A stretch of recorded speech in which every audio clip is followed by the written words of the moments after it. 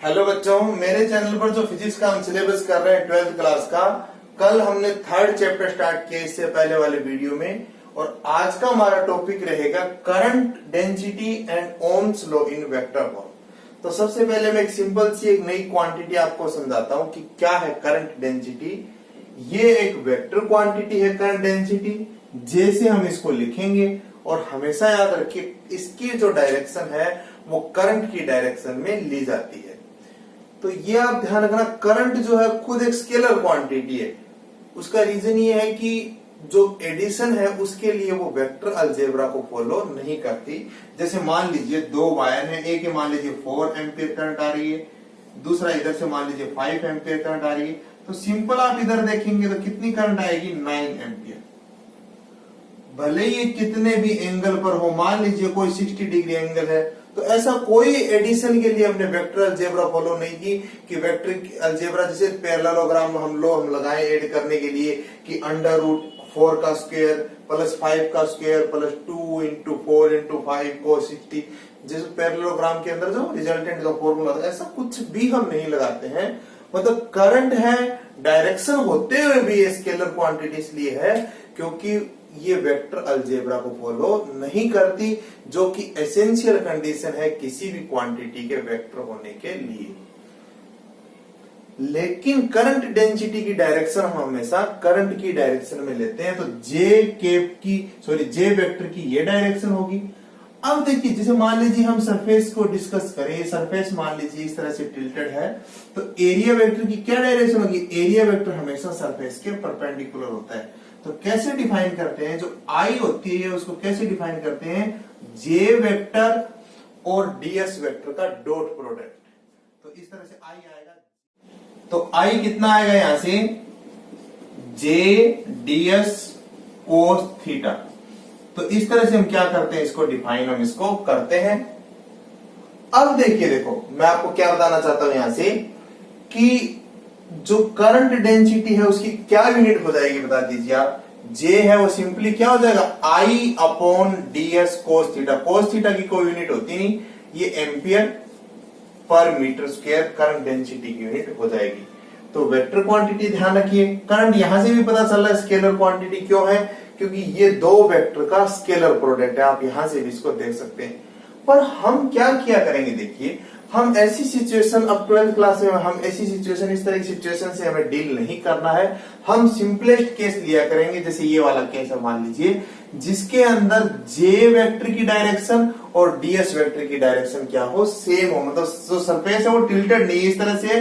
तो जे वेक्टर तो मैंने अभी आपको समझाया है कि डायरेक्शन हमेशा कैसे लेते हैं उसकी, आई की डायरेक्शन में, और एरिया की डायरेक्शन है क्या होगी, परपेंडिकुलर। तो कितना आएगा बताइए इस सिचुएशन के लिए, तो इस सिचुएशन के लिए कितना आएगा, बाय इक्वेशन 1 कितना आ जाएगा वहां से, तो कितना आ जाएगा ये जे कोस 0।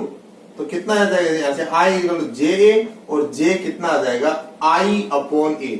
तो ये सिंपलेस्ट जो सिचुएशन है हम यूज किया करेंगे, ये वाली। इस तरह की सिचुएशन नहीं लेंगे, समझाने के लिए मैंने आपको लिया। तो ये आप ध्यान रखेंगे, इधर साइड में मैं लिख देता हूं, इसको हम इसी टॉपिक के अंदर यूज करेंगे कि जो करंट डेंसिटी है जे वो होती है I/a, current upon area. Unit आपको पता चल गया, वेक्टर या स्केलर होना पता चल गया। अब देखो ओम्स लॉ तो आप सभी जानते हैं, लेकिन आपने इसका वेक्टर फॉर्म नहीं पढ़ा है, तो उसको हम डिस्कस करते हैं। तो आप देखो क्या है हमारे पास, सिंपल तो आप जानते हैं, स्केलर फॉर्म में हमेशा आपने यूज किया ही है कि बाय ओम्स लॉ V = कितना होगा, R। इसको हम यहां से अब इक्वेशन 1 से स्टार्ट करते हैं, इसको वापस से। करंट डेंसिटी हमारा वो कंप्लीट हो गया एक तरह से। अब देखो इसके बाद कि यदि इलेक्ट्रिक फील्ड कितना है यहाँ पर, ये इलेक्ट्रिक फील्ड की डायरेक्शन और सब समझा चुका हूं मैं। इधर पॉजिटिव होगा एक तरह से, इधर नेगेटिव, और डायरेक्शन हमेशा इलेक्ट्रिक फील्ड की पॉजिटिव से नेगेटिव होती है। लेकिन अभी तो हम वेक्टर फॉर्म यूज नहीं कर रहे हैं, सीधा मैग्नीट्यूड के फॉर्म में लिख रहे हैं। तो बाय रिलेशन बिटवीन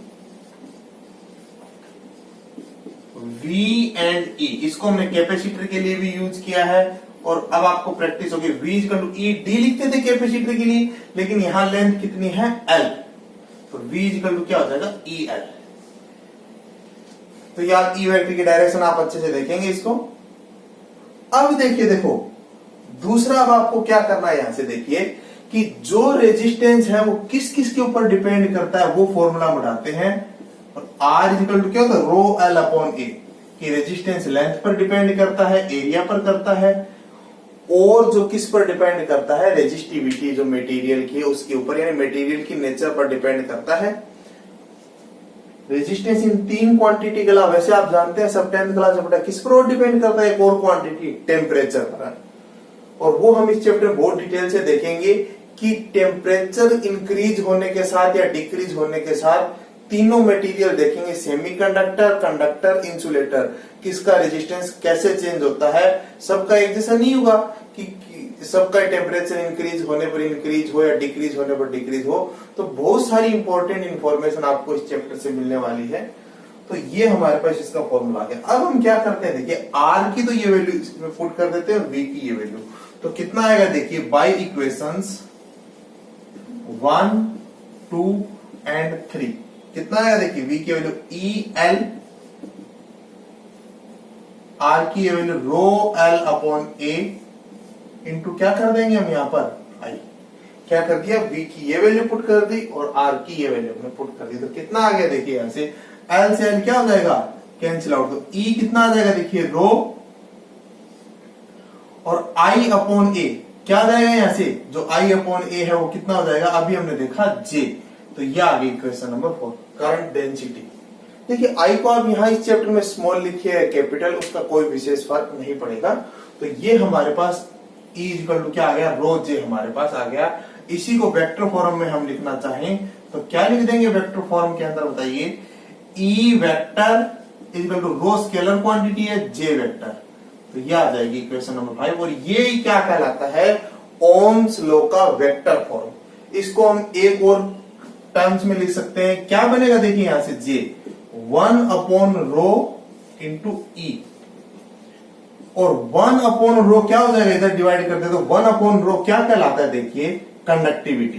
तो मैं ये समझाता हूं आपको फिर से कि जो रो है वो क्या है, रेजिस्टिविटी है, और जो इसका रेसिप्रोकल है sigma 1 upon rho is known as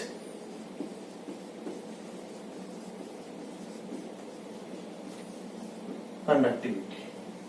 तो ये आप देखेंगे, देखिए इसके अंदर तो किस तरह से ये इक्वेशन कह दीजिए, चाहे आप ये इक्वेशन कह दीजिए, ये ओम्स लॉ के वेक्टर फॉर्म है। बेसिकली तो एक ही बात है, और इसको हमने बीच का तो आर आई से क्या किया, हमने डिराइव किया है। तो ये आप देखेंगे एक नया कंसेप्ट है कंडक्टिविटी, वो आप देखेंगे। कंडक्टिविटी को हम पहली बार इंट्रोड्यूस कर रहे हैं, तो इसकी यूनिट और देख लीजिए आप। रोक यूनिट तो सबको ध्यान है, यहां से क्या होती है रोक unit, R A upon L.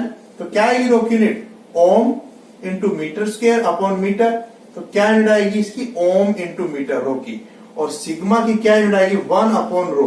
तो क्या यूनिट आएगी, 1 अपॉन ओम। तो क्या आएगी, ओम इनवर्स, मीटर इनवर्स कह दीजिए, या ओम इनवर्स करके एक तरह से इसकी स्पेलिंग का इनवर्स कर देते हैं। इसकी यूनिट को क्या यूज करते हैं, महो भी बोलते हैं, यानी ओम इनवर्स है उसकी जगह महो भी लिखते हैं, महो पर मीटर। तो ये किसकी यूनिट है, कंडक्टिविटी की। तो ये सिंपल सा हम टॉपिक आज हमने किया। अब हम कल देखेंगे कि नए वीडियो में कि जो करंट है उसका क्या ड्रिफ्ट वेलोसिटी से रिलेशन होता है, क्या करंट डेंसिटी का ड्रिफ्ट वेलोसिटी से रिलेशन होता है, और सबसे मेन हम देखेंगे सिग्मा का या रो का फॉर्मूला ड्राइव करना किसकी टर्म्स के अंदर, नंबर डेंसिटी कह दीजिए, इलेक्ट्रॉन डेंसिटी कह दीजिए, वो मैं समझाऊंगा।